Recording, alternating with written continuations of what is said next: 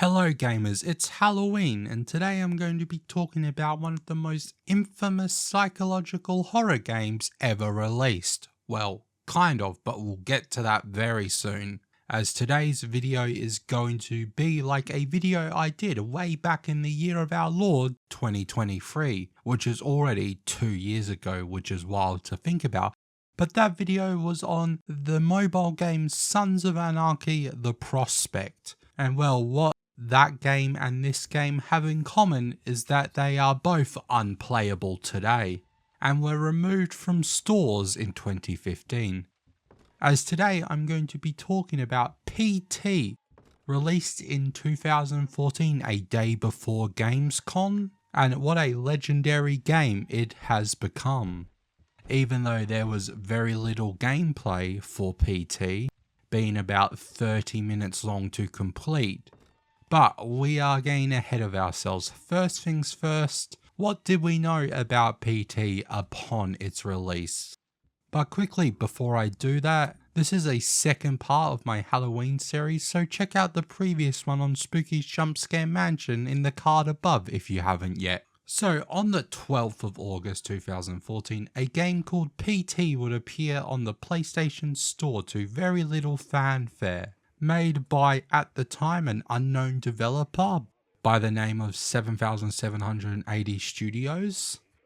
And not much was known about the game or the developer. The only way to find out more would have been to play the game itself, but unfortunately the game is no longer playable as it was removed from the PlayStation 4 for reasons we will get to later. But ever since its removal in 2015, it has been borderline unplayable.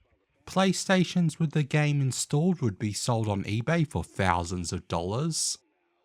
Now, I was lucky enough to find a fan-made version of the game on the Wayback Machine or the Internet Archive, I don't remember which one. However, that game was also removed due to the fact that it was basically a 100% asset steal of the original. But also that game wouldn't get past the first stage, which is why most of the gameplay you'll see in this video is just in that hall with little clips I find on YouTube. Check the creditation on the left-hand side of your screen. But that's enough of talking about stuff behind the game. Now let's talk about what we know about the game and how it is played and what we know of its story. Luckily enough, even though the game has been removed for over a decade, a psychological horror like this gets a lot of attention off the public. So luckily there is a lot of gameplay on YouTube, as this game did the rounds on the horror YouTubers of the time. I remember seeing people like PewDiePie playing it way back when. This game became one of the many times I was upset I ended up with an Xbox instead of a PlayStation for that generation. Anyways, the game starts with you awakening in a dark room with a door, doing the one thing you can do going through that door, as you are placed in a hallway of a suburban house, somewhat in ruin with bottles and beer cans everywhere, pills all over cabinets and the such. As you walk deeper into the hallway, you come across 3 more doors, a door to the basement, the front door of the house, and a door to the bathroom. All these doors are locked, including the door we just entered from, as the radio starts playing a news article about fathers who have been murdering their families, including their pregnant wives. And after hearing that, the door to the basement opens, allowing you to enter, but as you go through the door, you end up back at the start of the hallway from the door you came through to start with. And once again, the door is locked again.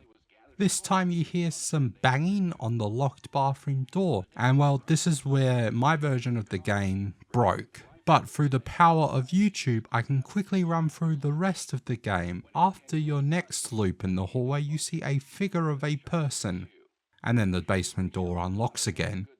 Next time round, you can get into the locked bathroom where you find a flashlight. However, you also get locked in the bathroom. As you hear crying, you look around to see a deformed dead fetus in the sink. And then the doors open, letting you free from there and on to solve a bunch of puzzles you need to complete the game. But After completing them, you stand by the phone listening to someone talk as the screen fades to black and slowly comes to again as your character is turned into the camera for the next cutscene. Following this person whose face you can't see yet, when we get 3 names which slowly appear on your screen in this order: Hideo Kojima, Guillermo del Toro, and Norman Reedus. Then a title appears on the screen: Silent Hills. Boom, fade to black, game over. Yes, this whole game was an advertisement for a new Silent Hill project, with the game being back in the hands of Konami, and if you haven't guessed by now, PT stands for Playable Teaser. And there are many factors that led to this game being one of the best playable teasers ever made, up there with the likes of The Awesome Adventures of Captain Spirit, at least in my books. If that's just how good the horror can be, or the fact that it still looks amazing today, made in a upgraded version at the time of Kojima's in-house engine. But it is very hard to say without showing you full gameplay or with you being able to play it yourself, but it really is one of the better horror games I have played in my time, or seen at least. And I'm not the only one who thinks that, as if you look around online you will find a lot of people talking about how well made this game was. And a lot of the people talking about it are also like me and were unable to play the game at the time it was out there.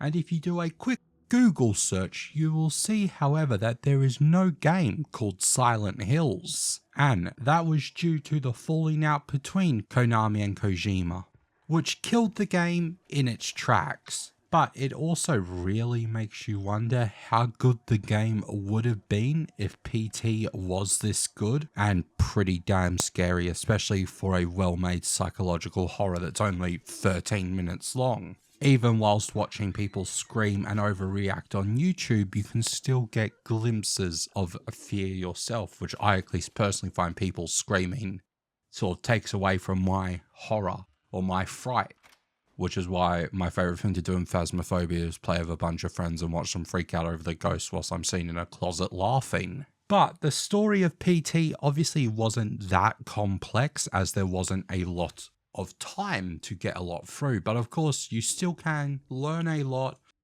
through clues left in the game. If that's the fact that you are clearly in the household of one of the husbands who have murdered their family, as this house is the house where a man shot his wife while she was pregnant and then killed his son when he came down to see what the noise was, and a few days later killed his daughter, claiming that a voice on the radio told him to do it, obviously referring to the radio in the house, which switches between English and Swedish for some reason, referencing multiple similar murders in the area. The radio also spits out a code a lot, that being 204863, which hasn't been explicitly explained, but of course people have interpreted their own meaning behind it, mainly something to do with broken reality code, which is why it loops the way it does. But what do we really know about this game? We know it's never coming out, and we know that PT will never be accessible to the masses again.